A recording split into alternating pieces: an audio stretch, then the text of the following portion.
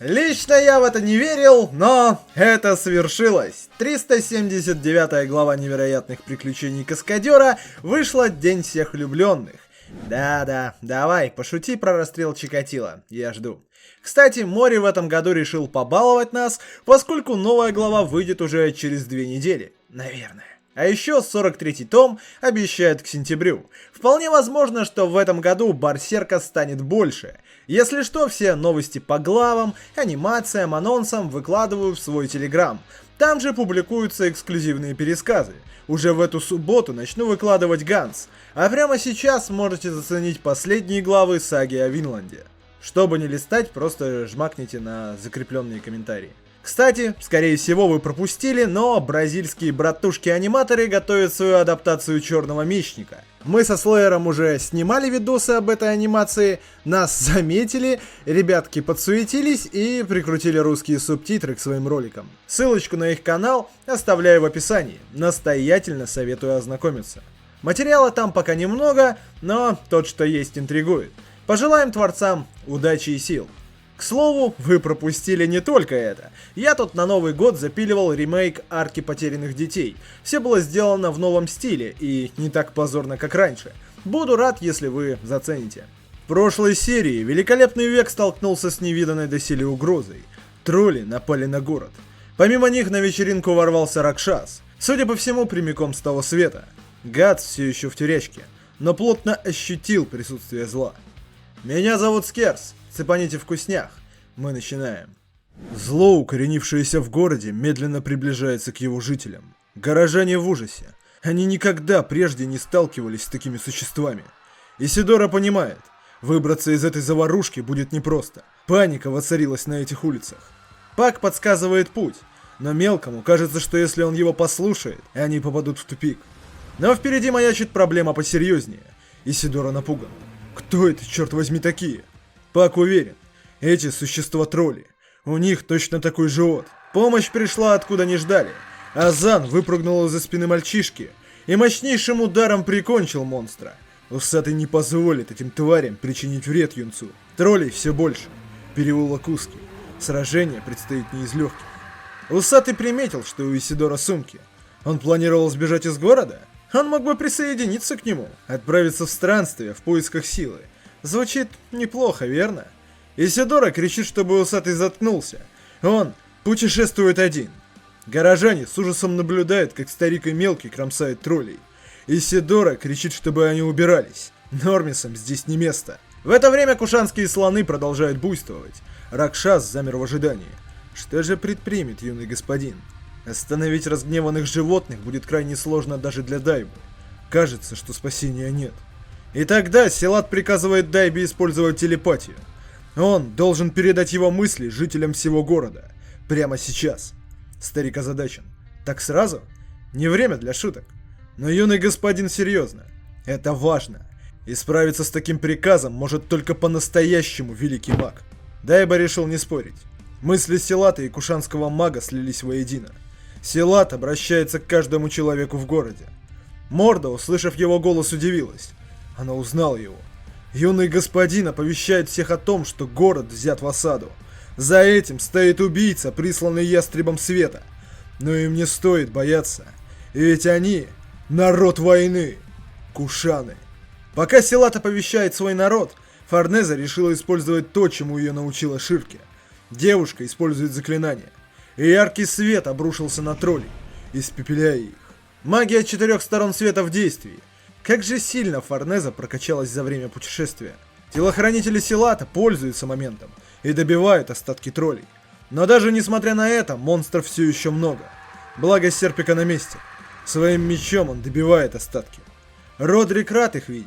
Подкрепление прибыло вовремя. Силат продолжает наставлять своих соотечественников. Они должны побороть свой страх и сражаться. Даже обычные солдаты, перебарывая себя, бросаются в бой. Кажется, юному господину удалось взять ход сражения в свои руки. Ракшас кое-что почувствовал. В следующую секунду ему пришлось уворачиваться. Фамильяры вернулись под контроль Дайбы. Но как? Старик подмечает, что это было непросто, учитывая, что он подрабатывал громкоговорителем. Но ему удалось это сделать. Пользуясь замешательством Ракшаса, Силат нападает. Ему удается достать убийцу. Вот только в следующую секунду его ожидало разочарование. Ассасин Ястреба ушел в тень и стал недосягаем для обычного оружия. Ракшас покидает поле битвы. Силат бросается за ним. Смятение охватило его, когда он увидел, куда направляется Ракшас. Этот путь, он ведет к нему. Призрачный убийца уже рядом. Туда, где тьма. Внезапно Ракшас ощутил, что то, что он ищет, близко. Прикончив всю стражу, апостол спускается вниз. Вот и он. Ракшас нашел Гатса. На этом глава заканчивается. Благо, как я уже говорил, ждать осталось недолго. Ну, наверное. Сейчас выскажу свое мнение по поводу новой главы. Но если вы хотите ее полноценно обсудить, залетайте на Twitch. Сегодня будем не только смотреть аниме, но и обсуждать новинку. Ссылочка в закрепленном комментарии. Очень жаль, что предположения оказались ошибочными, и никакой слан мы не увидели. Я когда узнал, что глава выходит 14-го, думал, это будет ужасно символично. Богиня похоти приходит к мечнику, которого вожделела, да еще и в день влюбленных. Но нет, к нему пришел Ракшас. Хотя, кто его знает, может в этот раз материалом для воплощения похотливой жрицы любви станет теневой убийца. Узнаем уже совсем скоро. Лично мне было непонятно, почему Исидора не узнал троллей. Не думаю, что их прошлая встреча успела выветриться из памяти. Вполне возможно, таким образом авторы дали нам понять, что эти тролли точно такие же, как тогда, в пещере. Вот правда, сделали они это довольно топорно. Опять-таки, это наталкивает на мысль, что слан все-таки появится. В этом выпуске порадовал Силат. Думаю, после отражения атаки его позиции укрепятся. Вполне возможно, что он получит даже больше, чем хотел, поскольку вся знать разбежалась или погибла, а он не только не отступил, но и успокоил жителей и дал им сил бороться. Понимаю, что многие, включая меня, ждали эпичной зарубы Ракшаса и Силата, но то, с чем нас оставили, как по мне, лучше.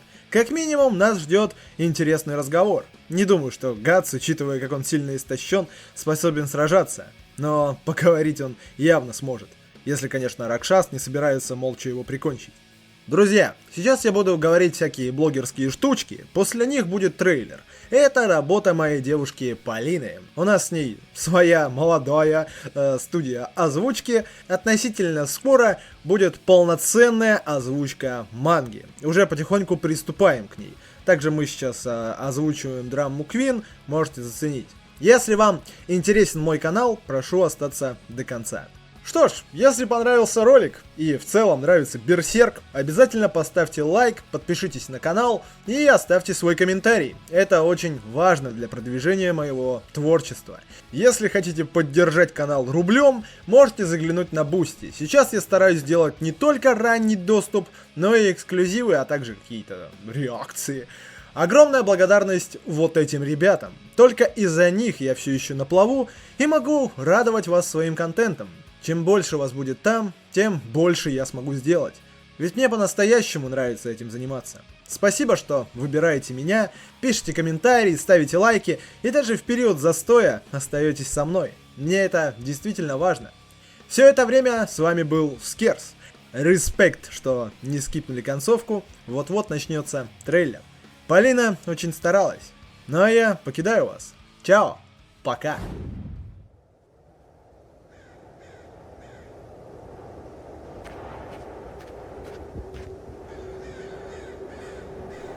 Вам когда-нибудь доводилось тщательно анализировать свои кошмары? Они удивительны, но все же нереальны. Поэтому вы не считаете их страшными.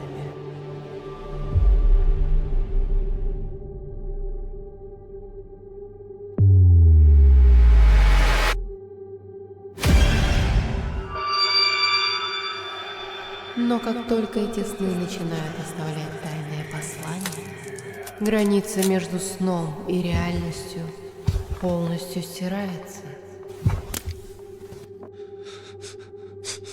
Сновидения, будто черви, впиваются в реальность, как гниющую плоть.